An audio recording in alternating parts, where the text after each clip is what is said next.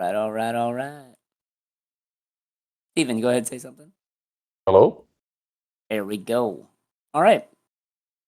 Well, welcome officially to the first episode of Rice, Spice, and Everything Nice, a podcast where we, three college students at Cal State Long Beach, discuss some racial and ethical issues. By we, I mean myself, Colin.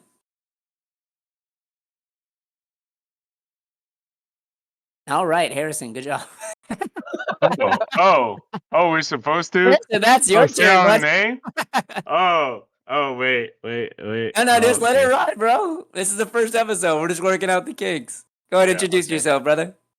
All right, I'm Harrison, and we have our boy Steven right next to me. Steven, introduce yourself. Hello, everyone. My name is Steven. All right, guys, we're off to a flawless start. This is meant to be less of a research-based podcast and more of a casual conversation, as you guys can plainly see by now. And then what we could do moving forward with this information that we find. Before we get into today's topic, I'm going to give you guys a little bit of background on each of us and kind of understand where we came up with this name for the podcast. First and foremost, the podcast itself being called Rice, Spice, and Everything Nice. Well, we were assigned to make a podcast to, or some other kind of, school project that is for the anti-racism project at our university, and we figured that, well, the most fun one to do and still be creative would be to make a podcast. Well, we were kind of struggling on creating a name, and so we kind of invoked GPT to help us get creative with it, and gave it a very brief description of us as people, and we asked it to make it funny and said, hey, give us more examples, and this is the one that had us all in tears laughing. So we really wanted to toe the line on playing into the racial stereotypes, but also, while also talking about racial stereotypes, reminding us that this is a comical conversation, because we feel as though the best way to talk about some of these really hard issues is to make it a casual conversation. That's realistically all this is. The logo we did also have ChatGPT generate for us, it's a little on the nose, but we wanted to play into the comedy element of it. Anyway, I'll give you guys a little bit of background about us as people. My name's Colin. I am like your textbook Orange County white boy. I got freckles. If the sun hits it just right, you see a lot of red in my hair. I was born and raised in Orange County, California, so I'm pretty whitewashed as far as it goes. Harrison, you want to introduce yourself? Yep. My name is Harrison. I was born and raised in China, and when I was 14, my family decided to send me to Vancouver, British Columbia, in Canada, for high school. After 4 years of my high school, I graduate, move here to Orange County, and live in Irvine. And being study criminal justice in Cal State U Long Beach, and being served in the military for 6 years. I served 4 years in active duty as a Marine and 2 years in the Army Reserve. Also work as a military officer, military police officer in the Army. What about you, Steven? Hello, everyone. My name is Steven. I was originally born and semi-raised in Mexico. At the age of 6 is when I migrated to the United States, and I have been a permanent nationalized citizen now ever since then. I'm a criminal justice major as well, Cal State University Long Beach, and I also served 10 years in the Army. Other than that, that's pretty much it about me. All right. Well, now we got the introductions out of the way. We're going to talk about today's topic for the podcast. Today's topic is implicit bias, which, if you don't know, the textbook definition is that our implicit biases are often developed as a result of mental associations formed by the direct and indirect messages we receive from our social environment, including those from our parents, siblings, school environment, and the media. And what all that fancy words means is essentially that, as you move throughout life as a kid, and the people that you're surrounded by, the institutions that you're involved with, the people that you engage with, the things you watch on TV, the music, all of that stuff kind of starts to shape your perspective of other ethnicities and races that are sometimes different than your own or sometimes the same as your own. You start to learn about like, racial stereotypes, which is kind of why we named our podcast the way we did. But these things can have like lasting, like unconscious like effects in your mind for like your entire life if you don't like become aware of them. And like that stuff can really change how you treat people and how you react to people. Based off that, do either of you guys have like any personal like accounts of biases, whether they be implicit or like purposeful, like anything that you guys have witnessed in your own lives? Yeah. So I live in Irvine. It's a nice community that have a bunch of Asian people over here. And most of the Asian guy, they drive pretty nice car. I would say 90% of the car in Irvine is like Tesla. You see Tesla everywhere. I've seen those. Uh, and there is a trend that the officer, they will pull over people who driving car that are not nice. They're like they will pull over people that look old. They doesn't look fancy. It's just what I see from the police and from my friends. I have a couple friends. They got pulled over by police just because they're not even speeding. The police say they're speeding, but they think they just doesn't drive a nice car. That's what happened in Irvine right now. So you think, And or yep, you believe that like the police are singling out these people just because they drive cars that otherwise don't fit into the description because like maybe they yeah, have like a preconceived notion of like what kind of people and what kind of like financial ballpark of people live in this city, and anybody from outside of that looks like they don't belong, they give them grounds or they look for grounds to pull people over and initiate stops that otherwise might not like warrant it. yeah. The police will find the police in Irvine will find any like small mistake if they see if they saw your car is not from the city. Dude, that's wild. I used to actually have a professor when I first started in like the criminal justice program over at Golden West College who used to be a cop for Irvine. And he mentioned that there's also a really big like farming community within Irvine.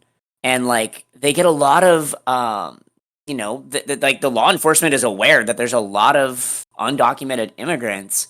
And he would tell us about the policies of the police department to be like, hey, sometimes you'll pull a car over, nobody will speak English, nobody will have documentation, and instead of like, I'm not even sure if Irvine's a sanctuary city, but like their police department policy was like, look, we can't just like start like giving every single person that doesn't have like the right documentation like over to ICE and get them deported. Like that would damage our community. So like I saw like like I guess it's not so much an active bias, but like almost working against that because a lot of the times it's like work trucks or like they're hanging outside of Home Depot stuff like that. And like the police wouldn't go like, at least this is from his perspective, mind you. And I guess he worked for him, but he said they made an actual effort not to take the law to the full extent and treat them differently because he knew it would damage their community.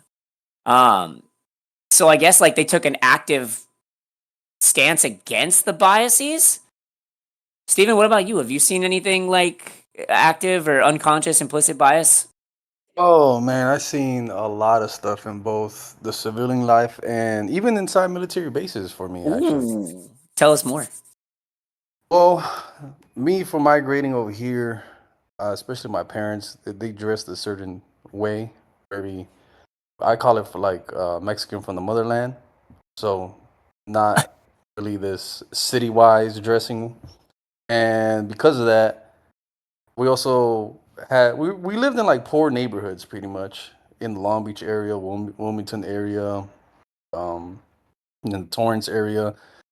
Neighborhoods that are usually like known for like gang activity and whatnot. And growing up, I saw, I don't want to say over policing, but I did see the police around those areas a lot more than in usual. And growing up by it, uh, specifically, I'm gonna call out Torrance PD on this one, but there's been multiple times, I could say, I could think of 5 times in my head right now where Torrance police, them specifically, did a stop and frisk to me Oh and my damn. brother and my cousin at the time. And during that time, I'd say I was about 12, 13 years old. Damn. Yeah, and my cousin was, he's a year younger than me. So if I was 12, he must have been 11 at the time. And my older brother Damn. was only 2 years older than that. What the hell did And you guys do? Crazy. nothing. We're just in the streets playing like with the, just being kids, like Yeah. cops and robbers type stuff like that. And it was mainly their gang unit because that's the only one that like supervised the area and whatnot. And that happened multiple times by Torrance police specifically. And I was young. I didn't know the law. I didn't know about stop and frisk or like suspicious activity or stuff like that, reasonable cause, all that. So I just kind of let it happen because me growing up, everything we pretty much learned in school was either firefighter or police. And police ask you questions, you got to answer questions. So we did. Now growing up, going through all these college courses of criminal justice, I tend to realize that some of the stuff they did, like the stop and frisk and all that, was very, very unethical and legal as well. Dude, that's Um, wild that you bring that up. yeah, yeah. Yeah. Thinking about this topic, it just brings back a lot of memories. Also, there was another time where it was just riding bikes. We were riding bikes in the street. Like I was genuinely going home, me and my brother, and I was in the 8th grade, so I believe I was like 15, 14. Like the lights come on, you know you gotta come home kind of deal. Yeah, yeah. So the sun's still up, it's probably like 6 p.m. It's summer, so it's still kind of like light outside. And this one, it was Torrance PD. I was crossing over to the Carson area in Carson City over here. And so we were going one side of the street and he was coming down the street like towards us and he just pulled us over, put his For what? patrol Riding car. your bike? Yeah, yeah, apparently. Like literally it happened so fast. Like he cut us out in the front and he told us to get off the bikes and we did because we didn't really again we don't really know and we're so used to it we thought it was Right. normal. So he just put us on the hood of the car and just like started searching us. Didn't tell us why exactly. His explanation, I still remember this. So at the time I was going to Narbonne High School in Harbor City, and I had the PE shorts on, and on one of those PE shorts it had like some paint on it, like on the shorts I was wearing, like black paint, like marker paint. And his Yeah. his excuse was that he was searching for evidence of graffiti, like paint markers, stuff like that. So he Um, profiled the shit out of you yeah, as a Yeah. yeah. kid. It was. I feel like this. Whoa.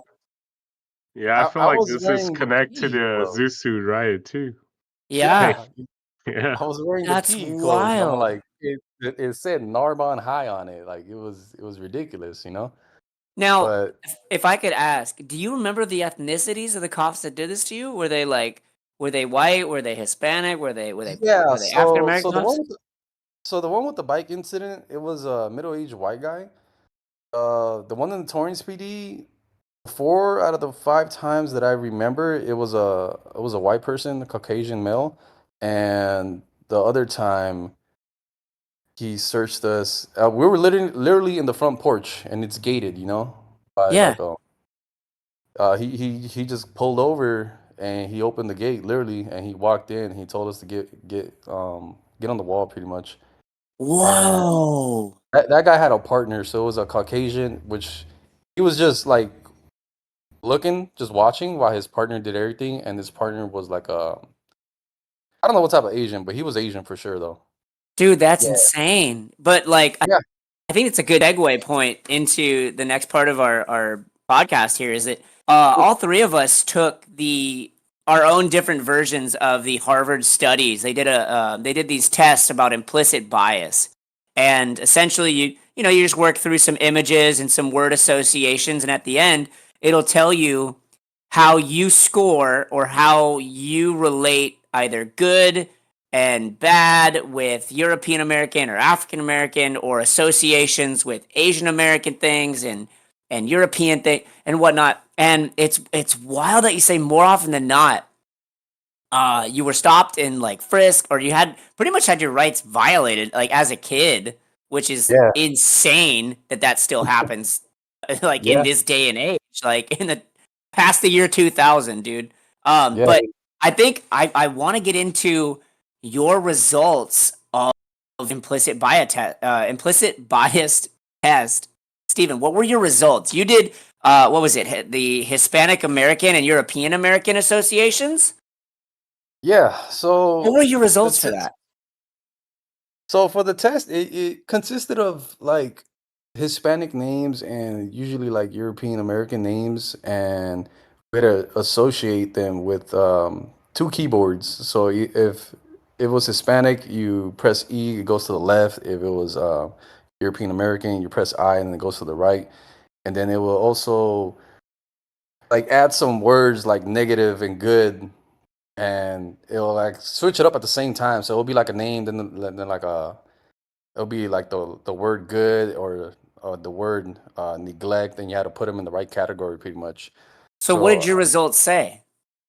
so when I did my test and I got my results, it pretty much says that your response suggested to no automatic preference between Hispanic Americans and European Americans, That's which wild.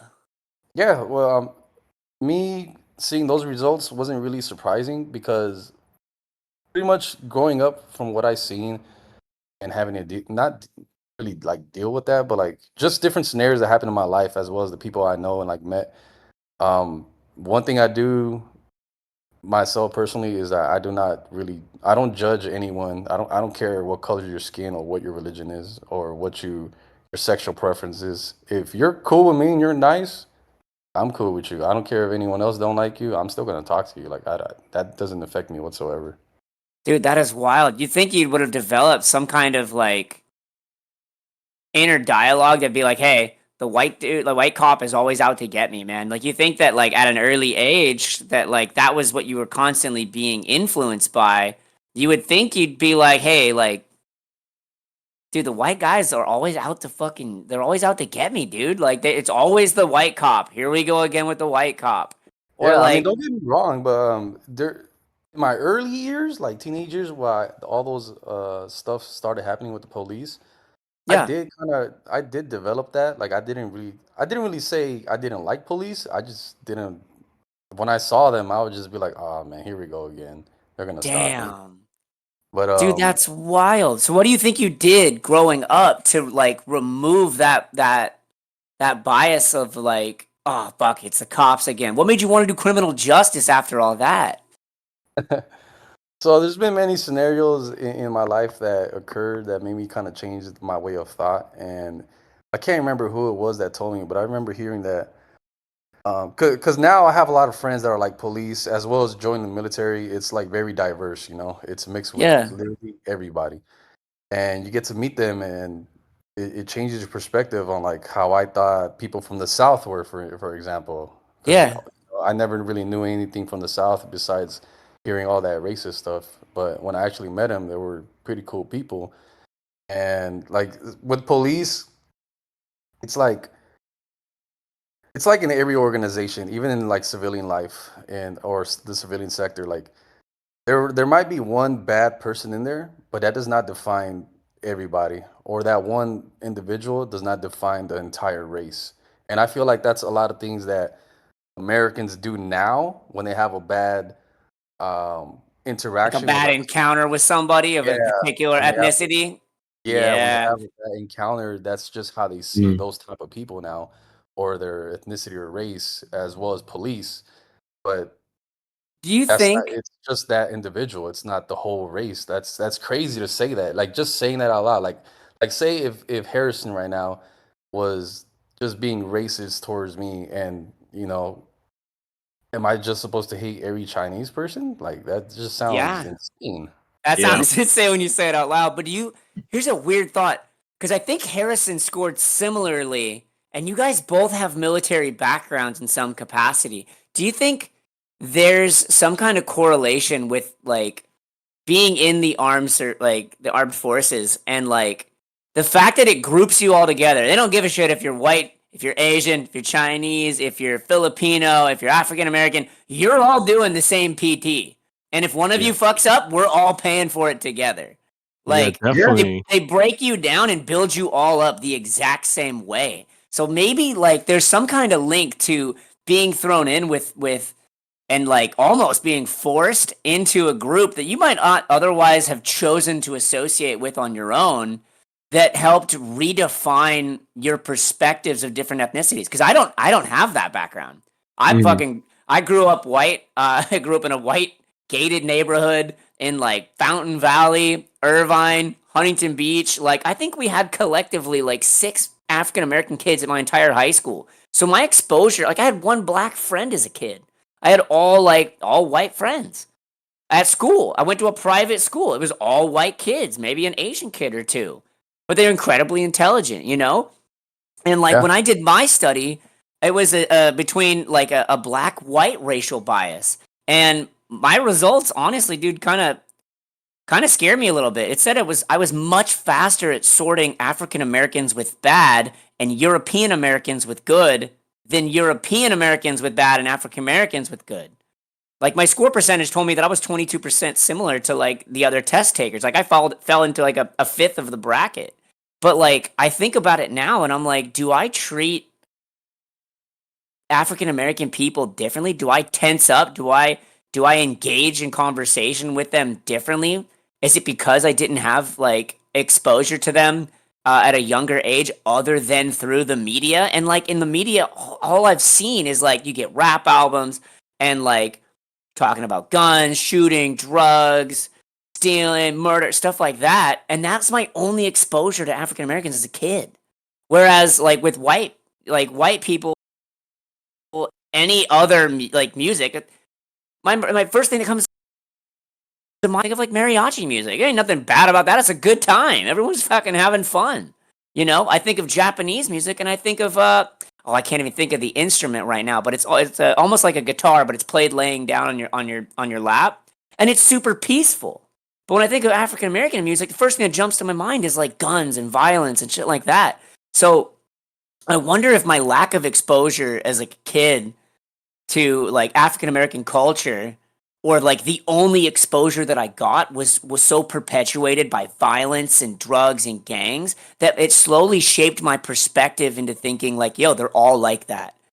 Do I treat people differently now because of that going forward? So like I think just getting exposure to that study and not having been put into a situation like you guys with the military, where you're grouped with other people and they don't give a fuck. They're not just putting like, hey, you're Chinese, you're bunking with a Chinese roommate. You're Hispanic, you're from Mexico, fuck it. You're only in the bunk with the Mexican dude. They didn't give a fuck. They put you guys together. That's your bunk mate. They don't give a shit if you don't like him or not. That's who you Yeah. with. Yeah. Harrison, De- like this, Definitely. Like, yeah, I've been. you did the what? You did the Asian American European study. What Yeah. were your results like? My resort. It says morally automatically associate for American with European American and foreign with Asian American, which is 24% of the people who's taking the test. So you were moderate towards both. You didn't show Yes. like a direction one towards the other. Yeah. Why do you think Uh, that is? Do you think it's because of your military background, or do you think it's because you've moved around so much, like from a young age? You said you were born in China, you moved to Canada, then from the Canada to the United States, and then get into the military here? yeah, definitely. Because when I was in China, I was also studying in international school, which Oh have shit. people coming in from every country. We have Oh Korean shit. people, we have African people, we have a lot of it's a British school, so there's a lot of British people too. So it was a So British international school in yes, in China China. Yep. with people from all different walks of life. Yep.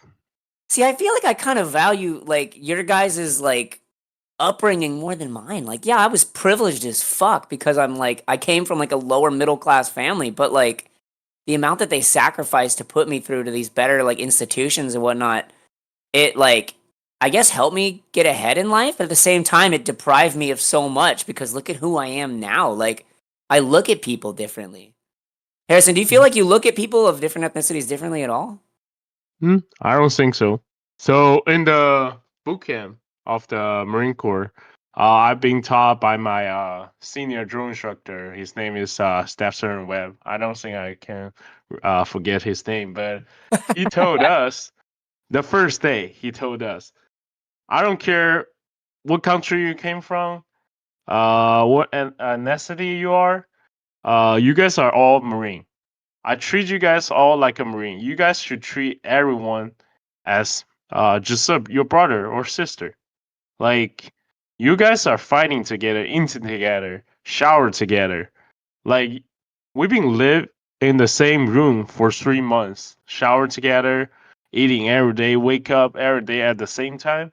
There's no way you still can have the ratio to the people sleeping right next to you. Like, Yeah, you want them, yeah, there's you no want, environment like that can yeah, cultivate that. you want them, you're gonna take care of them just like how you want them to take care of you. So there's no space for racial Dude, stuff happening in the during the boot camp at least. that's wild. You know, I'm actually now I'm really curious to see like as we go forward with this and talk about other types of topics, if your guys is different like your military background and like how you guys like were raised from your like younger years to now, if there's something different about being exposed to all of those different cultures and being forced under a different banner regardless of your race, color, or creed, if that led you to be a less biased person. I think that's going to be really cool to dive into. But I think that'll be a good segue into our next section before we end up here is what do you think we can do moving forward to be better as people? I think personally, I think it's just becoming conscientiously aware that we have these tendencies to treat other people differently, or in your guys' case, not. I think just being aware that I'm much more like quick to associate people with African Americans with bad and like European Americans or AKA white people with terms like good. I feel like that's like a good eye opener to like really start to be conscientiously aware. I feel like it's like a 12-step program here. Like admitting you have the Yeah. problem is the first step to recovery. You know what I mean? What do hmm you guys think we could do moving forward? I would say I feel like most of the people being racist, they're not educate themselves like enough. So you feel like it's Uh, education that might help us yeah, better understand. I think it's education stuff. After studying in criminal justice degree, I see a lot of problem that involving race that usually start with a small stuff and then it fired to a really big problem in the criminal justice degree system, and it will lead people think whatever race that race is, they just thinking they're the criminal. Like normally it just start from the little bottom, and if people like well educated enough, I don't think they should understand what's the issue. Like after they educate themselves, they will understand the issue, like racial bias, all the economic impact. That help we recognize how this affect the justice and equalness. So you feel like as a country, maybe we should be putting more of our taxpayer dollars into the educational system and like better working it to teach kids more and like perpetuating them through higher levels of education? Yeah, I don't think any kids are racist when they No. born. So Dude, amen to that, they man. they definitely are causing by the environment and education. So you feel like maybe the whole concept of bias might actually like have a lot more depth here. Like Yeah. it might actually play a bigger part. What do you think we could do, Steven? Oh man, there's a lot of things that I could name off of, Give but me, give me, give me your biggest one that comes to mind. the top of my head will probably have to be experiences of being exposed to different races. By that I mean like Maybe how a you better way said, to start. um, Yeah, like no, understand their culture, all that stuff. Okay. no, like being more around people of different races than them. Yeah, Like how you exposure mentioned to it. talking. Yeah, just how you mentioned you grew up in like majority of like wealthy white areas, and this is why you think like that. When Harrison and I grew up dealing with, not dealing with, but exposed to a foreign country and then coming over here, and then as well as many diverse backgrounds, and then we get to see that and like Yeah. meet See, those people. I feel so like you're. that. Go ahead. No, no. I'm sorry. Go ahead. Let me cut you off. Yeah, so I feel like being exposed to more different people of different races is a major thing that we could do.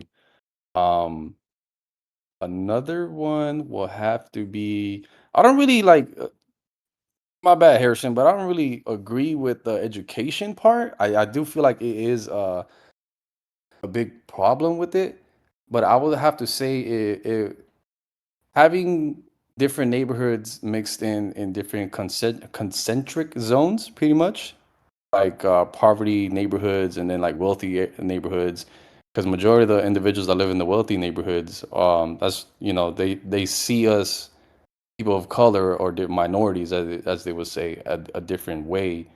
As for people in poverty or like bad neighborhoods, they're exposed to a lot more diverse in their life, and they might be, some of them might be a little racist to one specific race, but it's not everyone as well, though. I think If it's that okay to disagree about, like it's a super complicated issue and there's no one right solution to it. Yeah, Yeah. I think, there's many ways that this could be seen. oh yeah, I think there's no one right answer. I think it's a multifaceted issue. And I think we all have different ideas that, are still good ideas as to how we could solve this problem. But before we wrap up for the day, I guess we should pose it to anybody who decides to listen. I guess, throw it in the comment section. Talk to your friends about it. Pick their brains about it. What do you guys think that we could do? Like, write a comment of what you think we can do moving forward to be better as people. What do you think is the major proprietary result for why we treat people differently, whether consciously or unconsciously, and what's the best solution in your mind? Just want to say thank you guys for joining the podcast today.